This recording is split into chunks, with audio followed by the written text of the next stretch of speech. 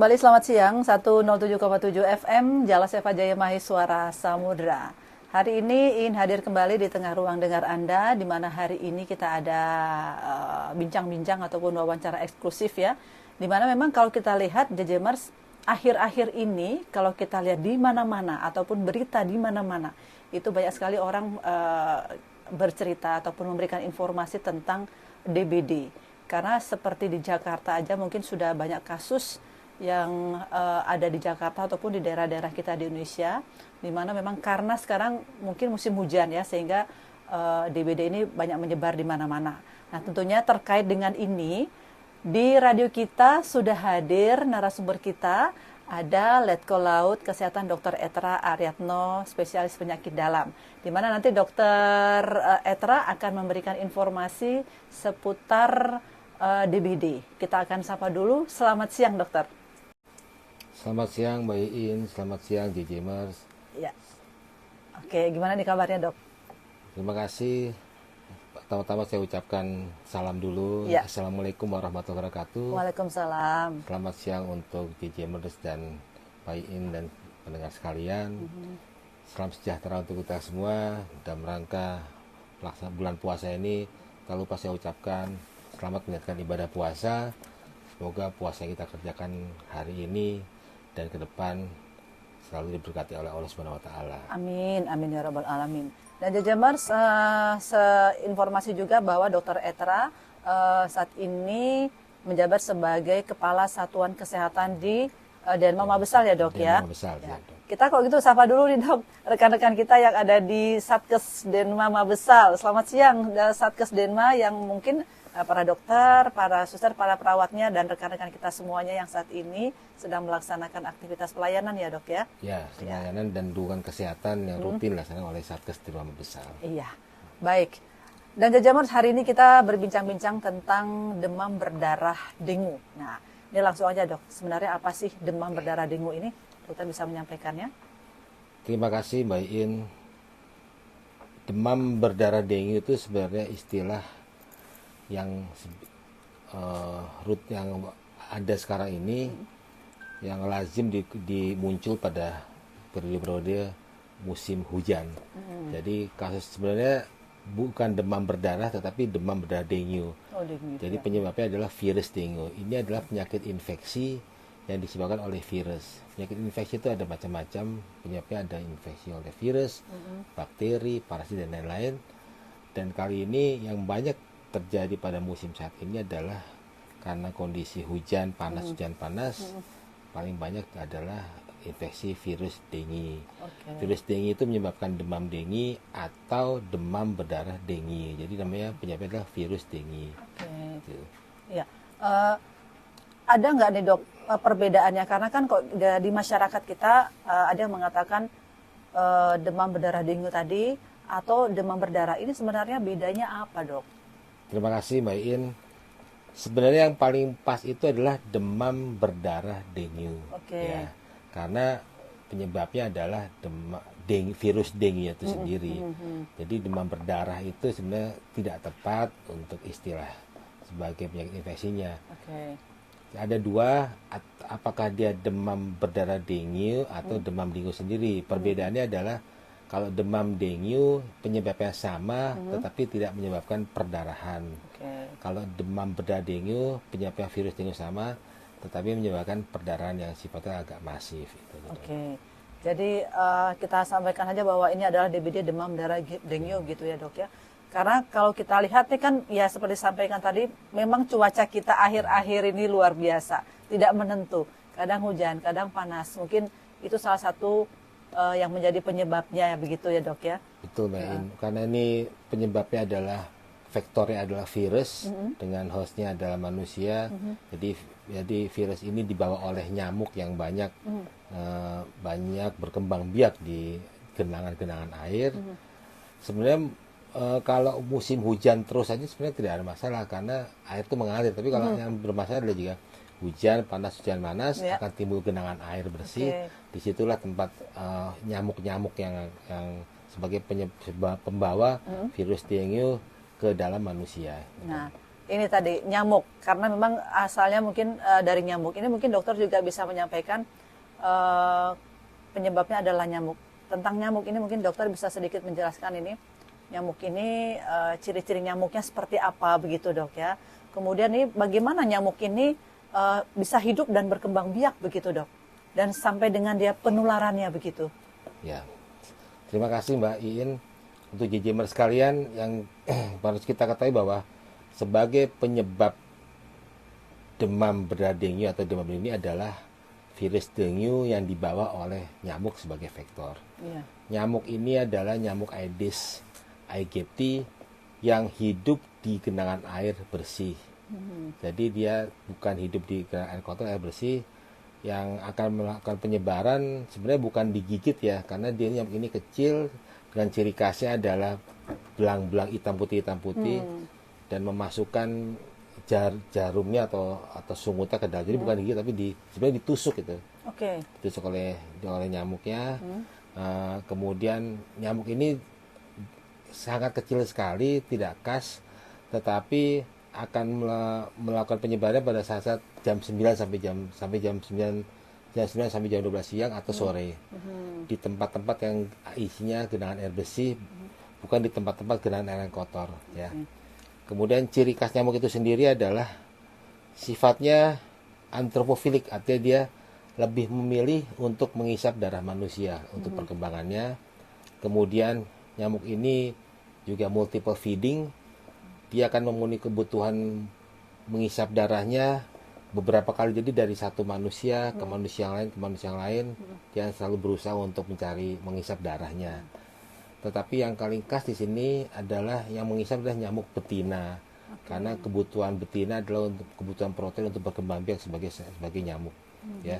Jadi pada satu lingkungan yang padat penduduk, nyamuk ini akan sering menghisap dari satu orang ke satu orang lagi, makanya sering ada timbul kasus-kasus endemik di suatu tempat yang padat penduduk yang nyamuknya lebih banyak. Kemudian nyamuk ini yang khas adalah bersarang di tempat yang gelap dan dia tidak menyukai air kotor. Jadi air bersih seperti contohnya wadah air bersih, kaleng bekas dan lain-lain. Beda dengan nyamuk kebun. Nyamuk kebun itu lebih suka di air yang kotor, Aedes aegypti, tetapi tidak menyebabkan demam berdarah. Kemudian nyamuk ini aktifnya pada pagi hari mulai jam 9 sampai jam 2 sampai jam 11 jam 12 atau sore hari. Dia dapat terbang hingga mencapai radius 100 sampai 200 meter. Artinya apabila dia menghisap darah manusia dan sudah membawa virus dengue, dia akan bisa sekitar 100 km karena multiple feeding, dia akan menghisap lagi ke beberapa orang sehingga di tersebut akan timbul suatu pandemi daripada DBD itu.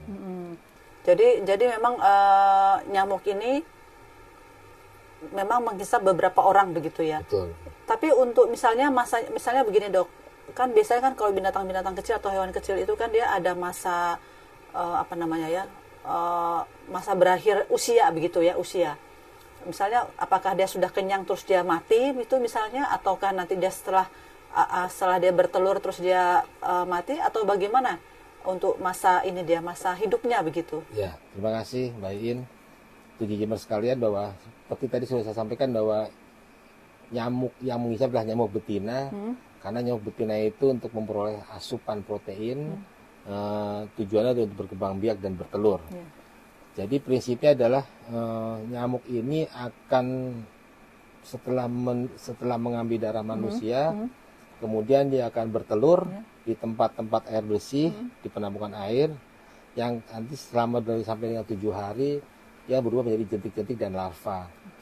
Yang khas adalah bahwa bagaimana kalau di bak-bak mandi, jenisnya adalah kalau kita kelihatan larva dari yang bergerak berenang dari atas ke bawah, orang dari bawah ke atas, itu ada kan banyak larva di kamar mandi ini. Yang khas dari Aedes aegypti adalah larvanya bergerak dari bawah ke atas. Ya. Kemudian sampai 7 hari akan berubah menjadi pulpa, kemudian akan menjadi nyamuk dewasa yang akan mencari kehidupan. Pertanyaannya adalah sampai kapan dia akan seperti itu, seperti pertanyaan Mbak tadi. Nyamuk ini akan dalam masanya sendiri setelah dia menghisap darah berapa kali sampai dia merasa sudah lebih kenyang dan berkembang telur, nanti dia akan mati sendiri, Bang. Oke. Ya. Jadi sesuai siklusnya saja nih, dia akan mati sendiri nanti. Oke. Jadi Jajamers pasti seperti yang disampaikan tadi dokter ya, bahwa memang siklusnya nyamuk Aedes aegypti tadi, di mana mungkin saya baru tahu dok, tadi seperti jentik-jentik itu kita bisa melihatnya di tempat air bersih bahwa dia itu berenang dari bawah menuju betul. ke atas. Jadi berenang itu yang khas untuk Aedes aegypti adalah jentiknya itu ada di bawah, berenang menuju ke atas. Menuju ke atas. Nah, tidak semua jentik yang di dalam bak mandi atau wadah air itu bergerak-bergerak, kan ada yang dari bawah ke atas, ada yang diam saja. Jadi kalau khas dari Aedes aegypti adalah yang bergerak dari bawah ke atas. Dari bawah menuju ke atas. Oke, baik Jajamers 107,7 FM yang pastinya untuk Anda semuanya di pagi menjelang siang hari ini ya, masih di kebersamaan kita dan juga ada Dr. Etra di sini. Untuk Anda mungkin yang tidak sempat untuk mendengarkan di radio Jalasepa Jayamahe, Anda juga bisa melihat YouTube kami di radio Jalasepa Jayamahe. Kita break satu buah lagu dulu ya dok ya, sebelum kita lanjutkan bincang-bincang kita di pagi menjelang siang hari ini.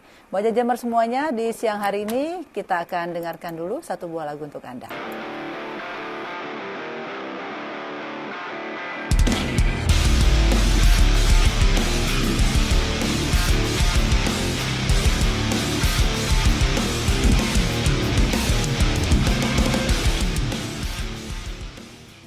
Baik Jajamers 107,7 FM Jalasepa Jayamahe Suara Samudra, masih bincang-bincang kita hari ini tentang DBD bersama Dr. Etra, Kepala Satuan Kesehatan Denmama Besar Cilangkap Jakarta Timur.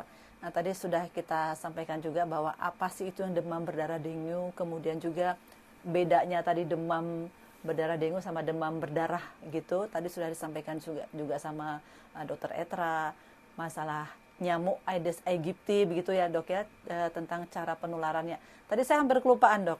Saya mau nanya nih, misalnya nih dok ya, ada orang yang sudah terkena sudah digigit nyamuk, kemudian dia kena DBD ini, bisa nggak sih dia menularkan kepada orang lain ataupun ya sama manusia begitu dok? Ini gimana dok?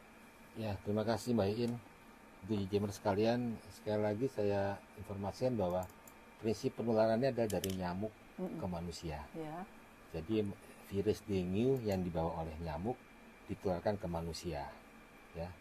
Artinya dari manusia ke sendiri sebenarnya tidak ada. Jadi antara ini penyakit yang vektornya adalah nyamuk.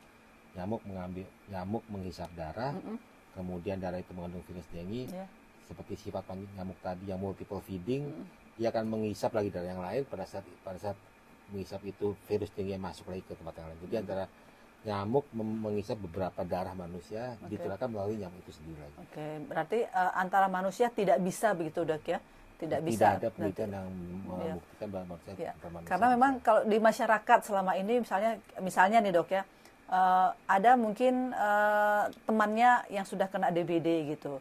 Terus ketika mungkin dia mau besuk misalnya, mau besuk ke rumah sakit, hati-hati nih kita besuk, takutnya nih kita menular gitu. Nah itu kadang-kadang yang ada di masyarakat awam dok, sehingga mereka ada rasa ketakutan begitu, takut tertular. Nah, tapi kita sudah jelas sekarang bahwa memang antar manusia tidak ada dok ya, kecuali kok nyamuknya memang berkeliaran di mana-mana. Saya mau sampaikan lagi bahwa virus dengue ini sebenarnya ada 4 serotype, yaitu yang 1, 2, 3, 4. Ya. Yang apabila seorang kena virus dengue dari serotype 1 yang itu kan susah di tag juga sebenarnya. Artinya prinsipnya gini, apabila seorang pernah kena DBD, apakah masih bisa kena lagi nantinya? Dari 4 serotype itu ternyata memang masih bisa. Jadi artinya mungkin saja pertama kali dia kena serotype 1, berarti dia akan menimbulkan kekebalan serotype 1. Yeah. Nanti kalau dia kena lagi, bukan serotype 1 tapi serotype 2. Jadi karena ada 4 serotype, dari beberapa penelitian bahwa manusia itu sebenarnya bisa maksimal 4 kali terkena DBD. Tetapi yang penting daripada ini adalah imunitas, karena ini sifatnya virus. Virus itu adalah penyakit yang self-limited disease, artinya bisa sembuh sendiri, tergantung daripada imun. Ya. seperti umpamanya di satu sekolah atau satu pesantren atau satu kelompok asrama dari 10 atau 20 orang yang bersama-sama, kok yang sakit cuma 1-2 orang, yang lainnya kok sehat saja, padahal kan nyamuknya di situ ada, ya. Kalau dari teorinya kan nyamuk itu akan menghisap semua darahnya itu, tergantung dari imunnya. Jadi yang paling baik adalah yang sakit satu adalah yang imunnya paling rendah, karena tubuh sendiri mempunyai kekebalan terhadap virus sebenarnya. Tubuh mempunyai daya tahan yang luar biasa pada virus, yang pada saat imunnya dia rendah, dia lebih terkena dibanding teman yang lainnya. Jadi kalau yang dalam kondisi seperti ini, yang paling baik adalah mempertahankan imunitas tubuh, kondisi-kondisi hujan atau ini itu, ya jaga makan yang baik, istirahat yang cukup, olahraga kalau ada waktu teratur gitu aja, Mbak. Ya, jadi tetap intinya adalah menjaga imunitas diri masing-masing begitu, Dok, ya. Ini sebenarnya untuk DBD ini mungkin dokter bisa sedikit menginformasikan juga buat jajamers kita, ini gejalanya apa saja, Dok? Karena kalau kita lihat sekarang ini, Dok, ya, zaman sekarang ini kan banyak segala macam penyakit dan ciri-cirinya hampir sama begitu. Nah, ini untuk DBD sendiri seperti apa ciri-cirinya, Dok? Terima Gejalanya. kasih, Mbak Iin. Untuk DBD sendiri karena penyebabnya adalah virus dengue, jadi gejalanya adalah gejala penyakit virus. Penyakit virus itu pertama untuk DBD yang khas adalah demamnya mendadak. Jadi artinya kemungkinan biasanya pagi masih berkegiatan, sore atau malam tiba-tiba panas, ya. Tinggi selama 1-3 hari yang tidak respon dengan pemberian obat turun panas. Bisa sudah dikasih paracetamol kok nggak turun-turun, kasih panadol nggak turun-turun.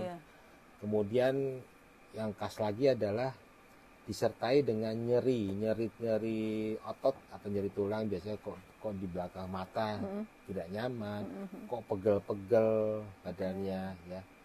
Berbeda dengan namanya demam tipoid, demam tipes itu, atau demam tipoid itu karena penyebabnya bukan virus tapi bakteri.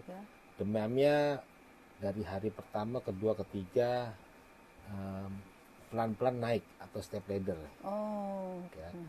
Kalau demam ala virus yang khas adalah kok tiba-tiba hari ini sehat, besok langsung panas sekali. Ya.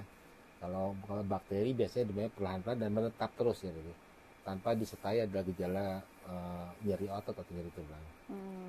Itu saja, ya. Ada nih gejala khas virus dari DBD ini, ya. Dari DBD. Terus misalnya kita sudah di dalam keluarga sudah kena demam secara tiba-tiba seperti yang dokter sampaikan.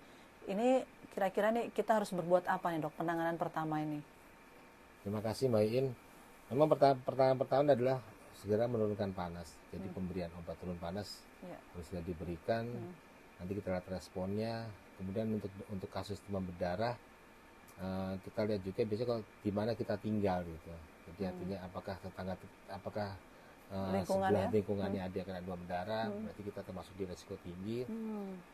Tapi prinsipnya jika ada demam tetap kita berikan turun panas. Kalau demamnya tidak membaik dengan turun panas, segera dibawa ke dokter untuk diperiksa, memastikan dari mana demam itu, apakah itu bakteri. Ya, baik. Kemudian kalau kita lihat lagi, seperti ada ibu hamil, ibu menyusui, ini kira-kira mereka berisiko nggak sih, Dok, bisa mengenai janinnya atau anaknya? Gimana? Terima kasih, Mbak Iin. Ibu hamil, orang tua termasuk golongan yang rentan imunnya. Jadi prinsipnya adalah apakah bisa terkena? Bisa, karena mereka adalah yang tidak terlalu baik imunnya karena ada kehamilannya. Jadi kalau memang ibu hamil kena DBD, yang paling baik adalah segera ke rumah sakit untuk memastikan trombositnya baik atau mempertahankan trombosit jadi baik, mencegah ada perdarahan. Dan bagaimana dengan janinnya? Sebenarnya ya seperti prinsip tadi, penularannya adalah penularan nyamuk ke manusia, jadi tidak ada dari darahnya ibu masuk ke darah ke janin, begitu. Tingkat penularannya secara vertikal rendah. Jadi konsepnya adalah konsep dari nyamuk ke manusia. Yang ditakutkan adalah bayinya yang nanti akan yang jika ada perdarahan,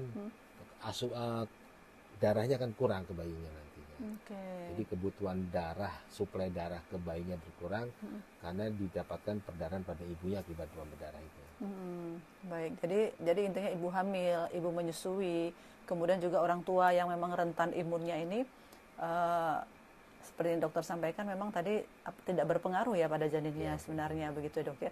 Yang penting imunnya, begitu dok. Jaga imun, jaga kondisi, tetap sehat. Iya. Jadi tidak harus ibu menyusui, siapapun harus menjaga imun, begitu Betul. ya dok ya. Apalagi kok keliling di sekitar tempat tinggal kita nih kan, biasanya nih dok, biasanya nih kalau sudah satu kena, mungkin ada beberapa yang kena. Nah ini terus mulailah ada, kalau seperti sekarang nih saya beberapa lingkungan tuh sudah mulai berfogging begitu dok, sudah mulai fogging. Tapi kalau ini sedikit tentang fogging ya dok ya. Ini fogging ini apakah dilaksanakan fogging ketika sudah musimnya ataukah barangkali sebagai pencegahan begitu dok ya, dilaksanakan secara rutin meskipun tidak ada DBD begitu dok? Gimana itu dok? Terima kasih, baik. Ini jelaskan. Prinsipnya kalau satu anggota masyarakat terkena sudah positif dengan demam berdarah, biasanya ada pelaporan ke RT setempat atau kelurahan setempat atau untuk dilakukan minimal fogging, ya, karena konsep penularannya itu adalah nyamuk ke manusia. Yang paling baik adalah menghilangkan sumbernya nyamuknya, seperti 3M, mengubur, menguras, kan itu. Fogging hanya membunuh larvanya saja, larvasida. Fogging adalah salah satu dari upaya yang meskipun tidak optimal, karena sumbernya masih ada. Sumbernya ya seperti yang pemerintah bilang itu, 3M itu harus dilaksanakan. Ya. Artinya menghilangkan sumber dari nyamuknya, tempat tinggal nyamuknya itu. Kalau fogging efektif tetapi tidak optimal. Oke. Jadi dengan 3M itu. 3M ya. Jadi menguras apa tadi dok? 3M ini itu menguras, ya.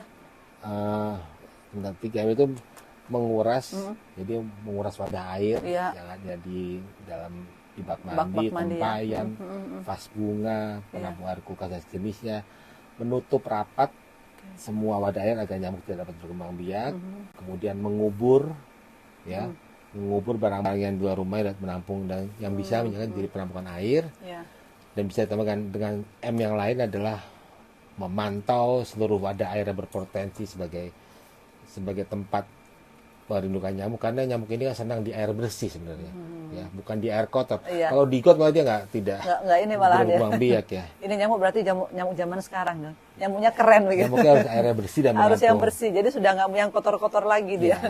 Kalau yang fogging atau pemberian abate itu hanya membunuh yang sudah jadi sebenarnya. Jadi larva-larva tadi yang nyamuk-nyamuk kecil begitu. Iya, dia 1-2 hari sebelum jadi nyamuk, larvanya itu akan mati, tapi kan tidak efektif juga. Ya. Baik, TJMR 107,7 FM masih di kebersamaan kita dengan Dr. Etra saat ini, dan masih bincang-bincang kita tentang DBD. Buat Anda semuanya, jangan kemana-mana, tetap stay tune terus di Radio Jalan Sepa Jaya Mahis 107,7 FM. Kita break sejenak.